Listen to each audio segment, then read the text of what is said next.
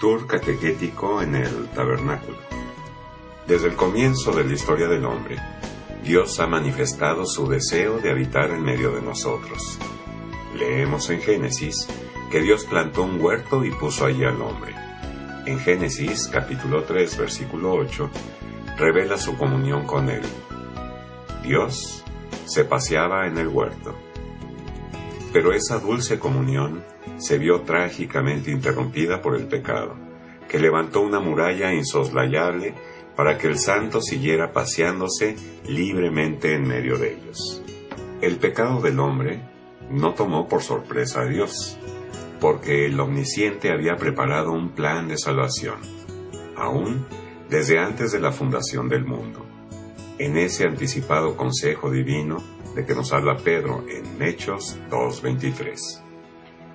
Y es así que vemos cómo Dios en forma magistral va revelando gradualmente esa salvación preparada anticipadamente, que tiene como objetivo central que el hombre pueda restaurar esa comunión inicial y también disfrutar de las riquezas de su gloria celestial.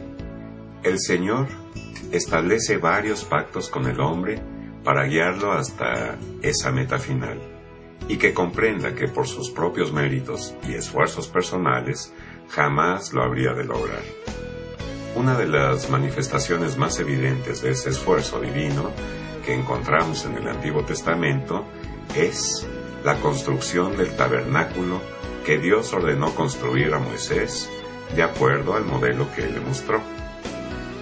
El tabernáculo es una representación bajo figuras terrenales de las cosas celestiales que le mostró posteriormente al apóstol Juan cuando escribió el libro del Apocalipsis. En Apocalipsis 6:9 encontramos el altar de los sacrificios. En 4:6, un mar de vidrio, el lavacro. En 1:12, el candelero. En 8:3, el altar de oro o altar del incienso. En 2:17, el maná escondido. En 11:19, el arca del testimonio. Por lo tanto, resulta evidente que en el tabernáculo que Dios mandó construir a Moisés en el desierto, encontráramos las figuras de las cosas celestiales que están allá en la gloria. Y también la revelación divina que es Dios quien se acerca al hombre, no el hombre a Dios. Romanos 3:11. No hay quien busque a Dios. Y no podría ser de otro modo, porque a consecuencia del pecado, nace muerto en delitos y en pecados. Efesios 2:1. Este deseo divino de acercarse al hombre se confirma aún en el orden de la construcción. No comienza desde afuera hacia adentro, como sería lo lógico para la mente humana, sino que lo primero que le ordena construir fue el arca. ¿Qué era? Desde donde él se manifestaría el sumo sacerdote para que éste sirviera de intermediario entre el santo y los hombres. Toda esta construcción terrenal tenía un objetivo central. Harán un santuario para mí y habitaré en medio de ellos. El tabernáculo, para poder ser transportado a través del desierto, era desmontable en diversas partes, aunque no dejaban de constituir un todo. Estaba compuesto de tablas y cortinas.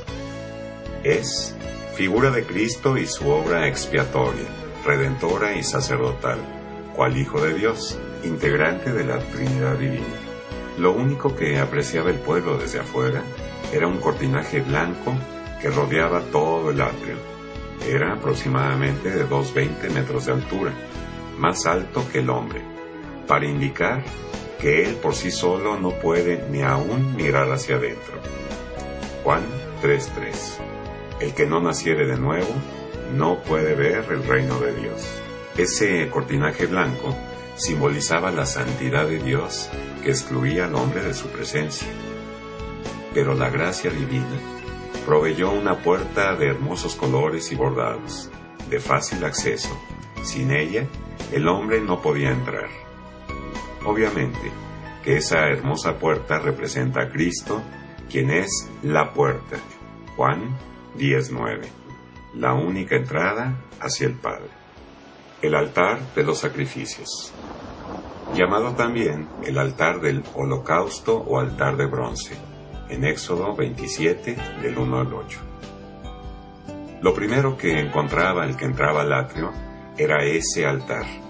Allí ardía continuamente un sacrificio que se presentaba por la mañana y otro por la tarde. Curiosamente, para la mente humana, ese mobiliario que tenía como propósito asar y consumir un cordero en las llamas de un fuego que nunca se apagaba, Dios ordenó hacerlo de madera, pero revestido de bronce para que fuera resistente al fuego. ¿Por qué no fue simplemente todo de bronce? Porque allí nos está hablando de esa doble naturaleza del Señor Jesucristo. La madera representa su bendita humanidad. Cristo es la puerta, pero también es el Cordero de Dios que libera perpetuamente al pecador del fuego que nunca se apaga, porque Él pagó ese precio que nosotros merecíamos. Sin ese sacrificio que se presentaba en holocausto, para satisfacer la justicia divina que había determinado que la paga del pecado es muerte, era imposible acercarse al interior del tabernáculo, donde estaba la presencia del Señor. De igual modo, sin el sacrificio único y perfecto, realizado una sola vez para siempre por el Señor Jesucristo, en la cruz del Calvario, nadie puede acercarse a Dios. El lavacro, o fuente de bronce, era la que seguía inmediatamente al altar del holocausto.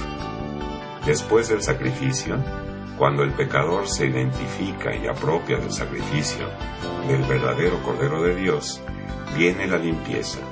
Efesios 5:26. Habiéndola purificado en el lavamiento del agua por la palabra. Todo pecador que ha gustado del perdón eterno que Dios ofrece a través del sacrificio de Cristo, pasa a ser también, además de hijo de Dios por medio del nuevo nacimiento, también sacerdote del Dios Altísimo. Nos hizo reyes y sacerdotes para Dios. El lavacro contenía agua, donde todos los sacerdotes, antes de ingresar al tabernáculo, debían lavar sus manos y sus pies, quitar la suciedad adherida por su caminar en este mundo. Lo mismo acontece con el cristiano. El día de su conversión fue lavado perpetuamente en la sangre preciosa del Señor Jesucristo.